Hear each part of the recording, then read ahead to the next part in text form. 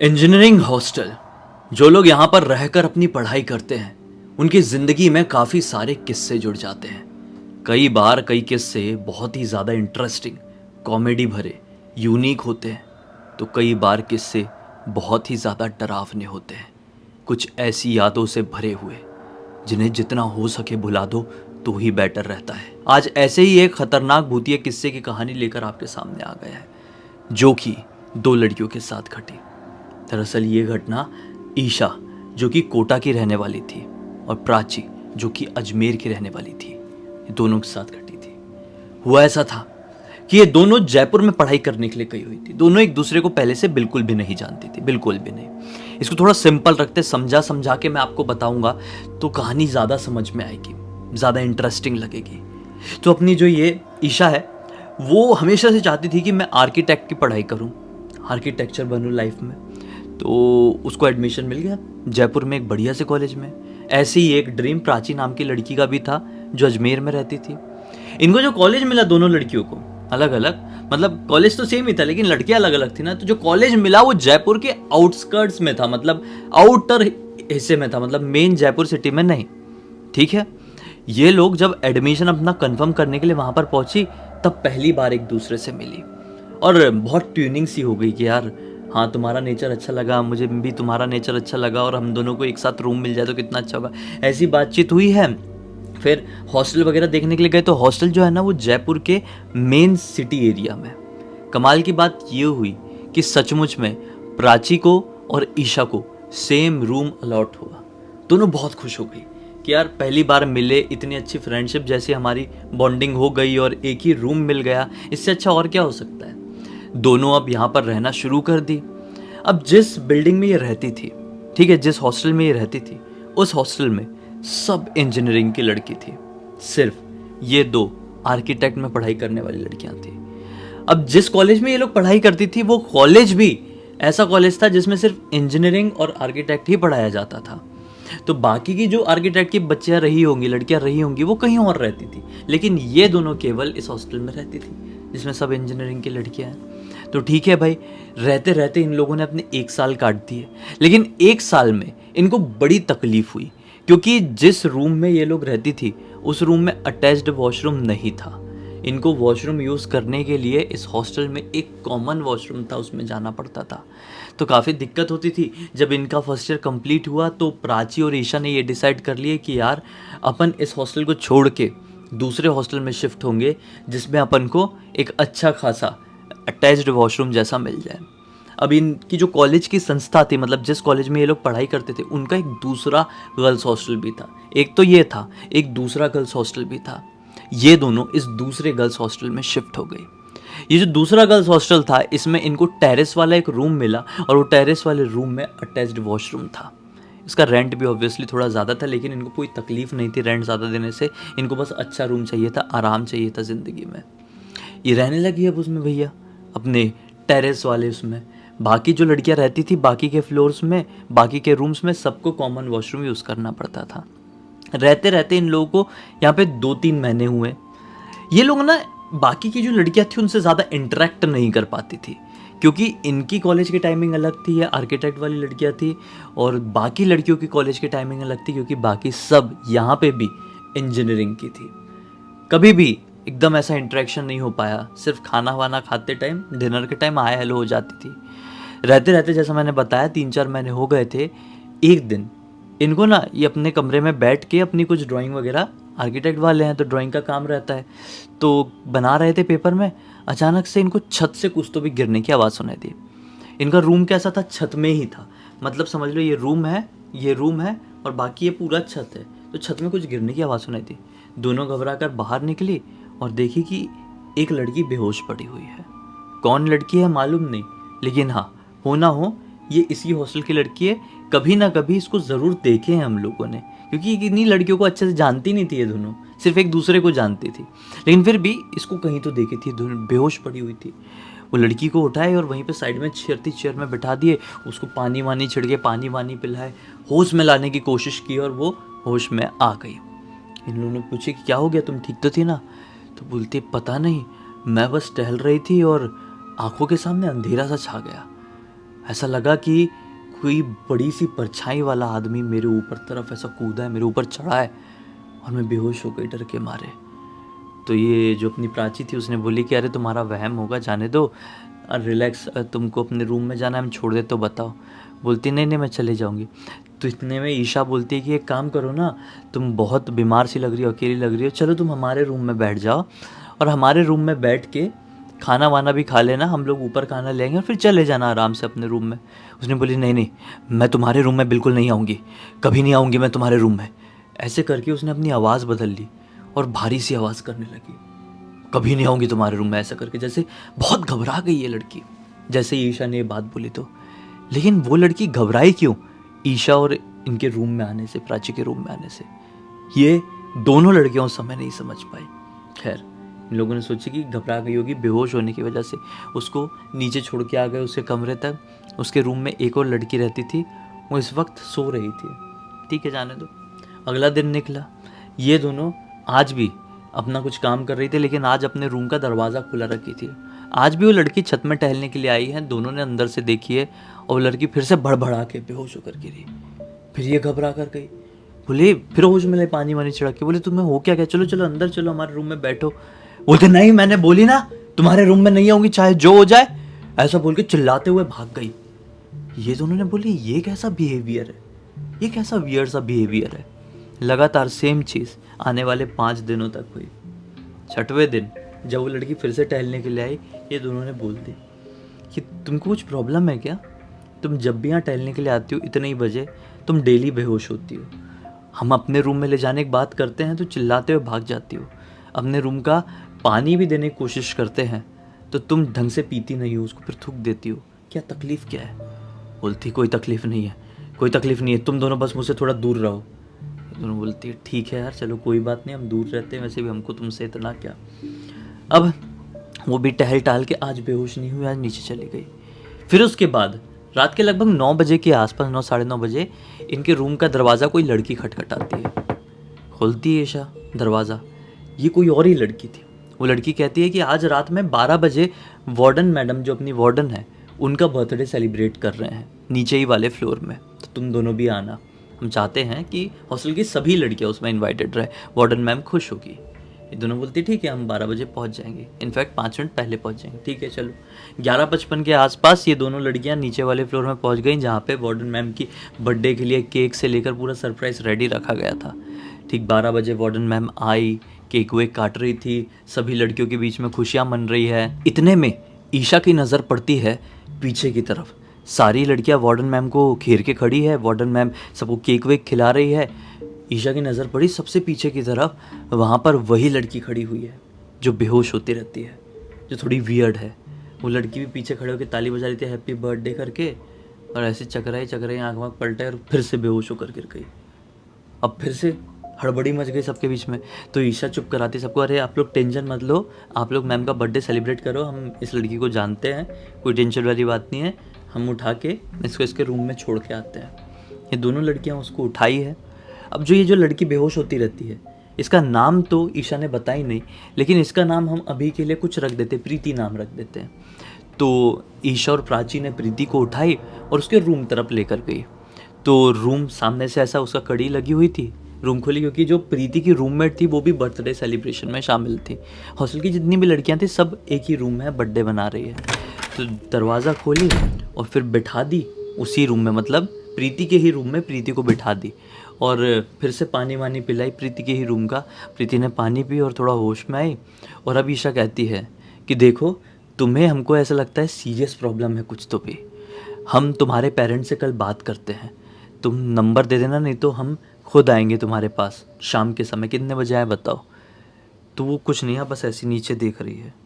फिर से ईशा कहती है कि बताओगी ना पेरेंट्स का नंबर, या फिर हम ले ले तुम्हारे मोबाइल से। वो धीरे से सर ऊपर करती है, ईशा की तरफ घूर कर देखती है, क्या बोलती है, तुम्हें पता भी है इस दुनिया के अलावा एक दूसरी दुनिया भी है, और उस दुनिया में रहना मुझे बहुत पसंद है। इसने ये चीज़ एक नॉर्मल आवाज़ में नहीं, एक लड़के के आवाज़ में बोली। जैसे ये चीज़ पर ये दोनों ने गौर करी है, जबकि प्रीति की आवाज़ बहुत पतली थी, लेकिन जब ये वाली लाइन बोली उसने, इस दुनिया के अलावा एक दूसरी दुनिया भी है और उस दुनिया में रहना मुझे बहुत पसंद है, तो ये चीज़ को सुनकर दोनों की हालत टाइट हो गई। ईशा और प्राची की, दोनों ने एक दूसरे को देखे, बोले चल यहाँ से। दोनों भागते हुए वहाँ से निकले और बर्थडे सेलिब्रेशन की तरफ नहीं गए, डायरेक्टली अपने ऊपर वाले टेरेस वाले रूम में। अब टेरेस वाले रूम में जाकर बैठे हैं और इनके रूम में ना हनुमान जी की, बालाजी, ये लोग कभी मेहंदीपुर बालाजी गए होंगे, कौन, ईशा लोग, तो वहाँ से एक मूर्ति लेकर आए थे, तो बालाजी की मूर्ति ऐसा बोलती थी वो, तो अपने रूम में एक बालाजी की मूर्ति रखी हुई थी इसने, और सुबह शाम पूजा करती थी, सुबह शाम हनुमान चालीसा पढ़ती थी। वो मूर्ति को हाथ में ले लेती है और हनुमान चालीसा पढ़ने लगती है, प्रार्थना करने लगती है कि कुछ गड़बड़ ना हो, सब कुछ ठीक हो जाए। एक बार हनुमान चालीसा पढ़ के होता ही है, रात तो बहुत हो चुकी थी, 12 बजे तो ये सब कुछ शुरू हुआ था। एक बार हनुमान चालीसा पढ़ के होते ही सब शांत लगता है, ये हनुमान जी को उनकी जगह पर वापस से रखती है कि अचानक से ईशा को समझ में आता है कि मुझे पीछे से कोई देख रहा है, जबकि ईशा के जस्ट बाजू में ही उसकी फ्रेंड प्राची बैठी हुई है।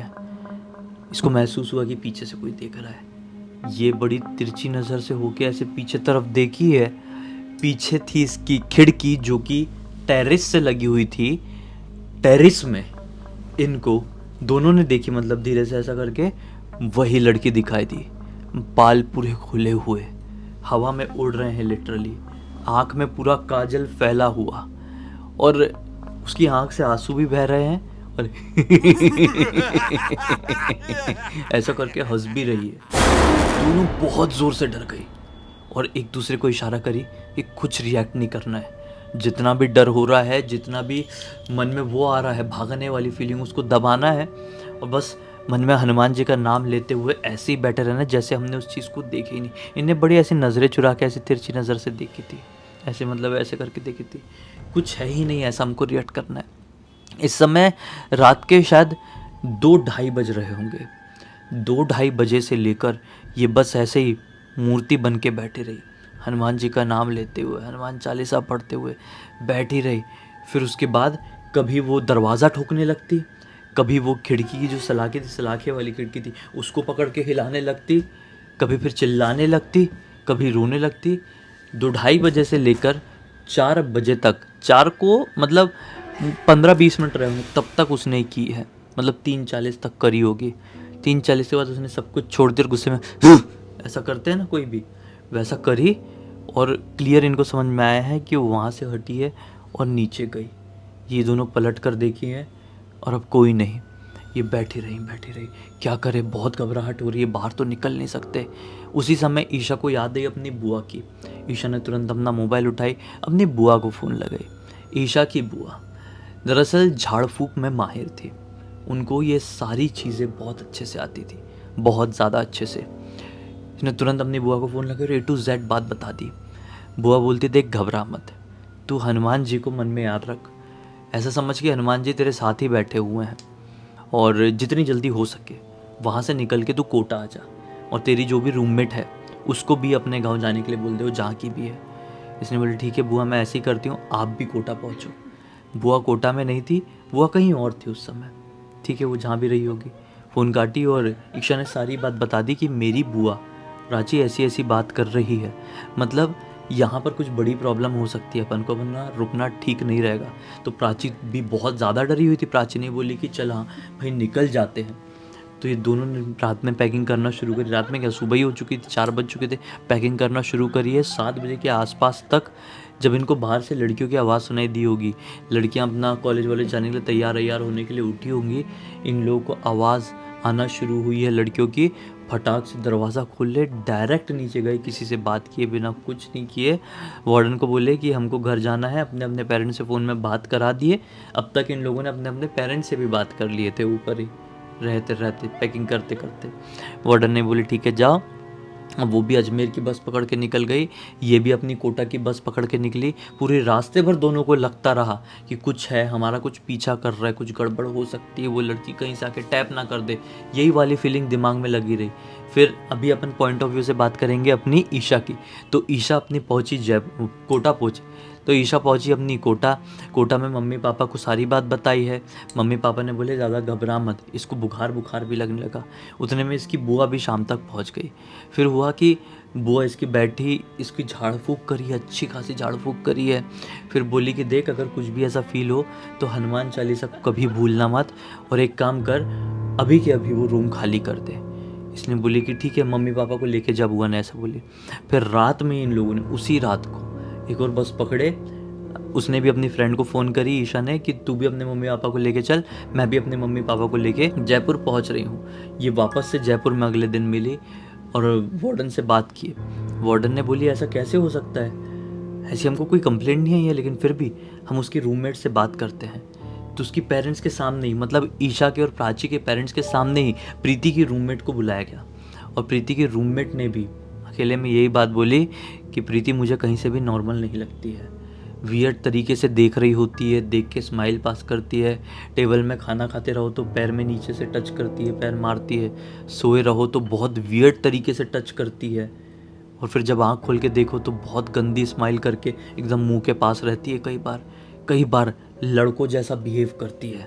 मतलब उसके साथ रहो तो ऐसा समझ में नहीं आता है कि एक लड़की है, अचानक से वो लड़के जैसी बन जाती है और जैसे कि कोई बहुत हब्सी दरिंदा हो, ऐसा रिएक्ट करती है वो करके। तो ये बात बहुत वियर्ड लगी वार्डन को। वार्डन ने एक दो लड़कियों से और खबर निकाली उसी वक्त बुला के, जो प्रीति के आजू बाजू में रहती होंगी। सबसे सेम बात सुनने को मिली। तो वार्डन ने फ़ोन करके, इसकी जो प्रीति के घर वाले थे ना, ये ज़्यादा दूर नहीं रहते थे, जयपुर के पास की किसी गांव के थे। बोले कि आप किसी भी कंडीशन में हमको आज चाहिए शाम को, आप शाम तक यहाँ पहुँचो। उसके पेरेंट्स लोग आए, पेरेंट्स लोगों ने कुछ नहीं बोल रहे हैं। पेरेंट्स लोगों से क्लियर बात हो रही कि साफ साफ बताओ कि कुछ प्रॉब्लम है कि आपकी बेटी में। जब बहुत बहस हो गई ना, बहुत बहस बढ़ गई, तब जाके, अभी प्रीति है ही नहीं फ्रेम में, प्रीति तो अपने रूम में, प्रीति को कोई कुछ बता नहीं रहा है, ये सब प्रीति से छुपा कर हो रहा है, ठीक है। जब बहुत ज़्यादा बहस हो गई तब जाके प्रीति के पेरेंट्स ने एक्सेप्ट किए कि इसके साथ बचपन से ये वाली प्रॉब्लम है। एक बार खेलते खेलते पीपल के पेड़ में चढ़ गई थी और फिर झटके से पीपल के पेड़ से गिरी, और गिरने के बाद से ये ऐसा बिहेव करने लगी थी। कभी लड़का जैसा करती तो कभी लड़की जैसा करती। हमने इसको कई जगह दिखा है और लोगों ने यही बोले कि इसके शरीर में एक जिन्न आ गया है जो इसको नहीं छोड़ता है, वो इससे बहुत प्यार करता है और इसके साथ हमेशा रहेगा। बस एक धागा मैं बांध कर देता हूँ, उससे इसको शांति मिल सकती है, लेकिन छुटकारा नहीं मिल सकता। वो धागा भी पहनी हुई थी, लेकिन कुछ समय पहले उतार के इसने फेंक दी थी यहाँ पर आने से पहले। हमने सोचे कि नई जगह जा रही है तो वहाँ पे नॉर्मल हो जाएगी, लेकिन यहाँ भी आप बता रहे हो कि यहाँ पे भी उसकी हरकतें ऐसी ही है। तो वार्डन ने बोल दी कि देखिए, हम अपनी बाकी बच्चियों की सेफ्टी चाहते हैं, आप अपनी बच्ची को लेकर जाइए, हम इस लड़की को यहाँ पर नहीं रख सकते। तो फाइनली फिर उसका रूम पेरेंट्स से, उसके प्रीति के पेरेंट्स से चेंज करवाया गया होगा। प्रीति कहाँ रहती थी अब कहाँ नहीं मालूम, लेकिन कई बार कॉलेज में टकराना हो जाता ईशा का भी, प्राची का भी प्रीति से, लेकिन वो ऐसे ही देखते रहते, उनको बड़ी वियर्ड तरीके से स्माइल देती। ईशा और प्राची अपने फाइनल ईयर तक ये जानते थे कि ये लड़की अभी भी नॉर्मल नहीं हुई है, अभी भी वैसी है, और जैसा हमने फेस किए इसके साथ वैसा अब कोई और लड़की कहीं कर रही होगी। इस पूरी घटना की जानकारी मुझे किसी और ने नहीं, बल्कि ईशा ने इंस्टाग्राम पर लिख कर दी। मैंने भी सोचा आप लोगों को सुनाए, जिससे आप लोगों को एक बहुत बड़ी सीख, एक अलग ही मनोरंजन मिले। सही बात है यार, ये जो घटना थी ना बहुत ही ज़्यादा खौफनाक थी।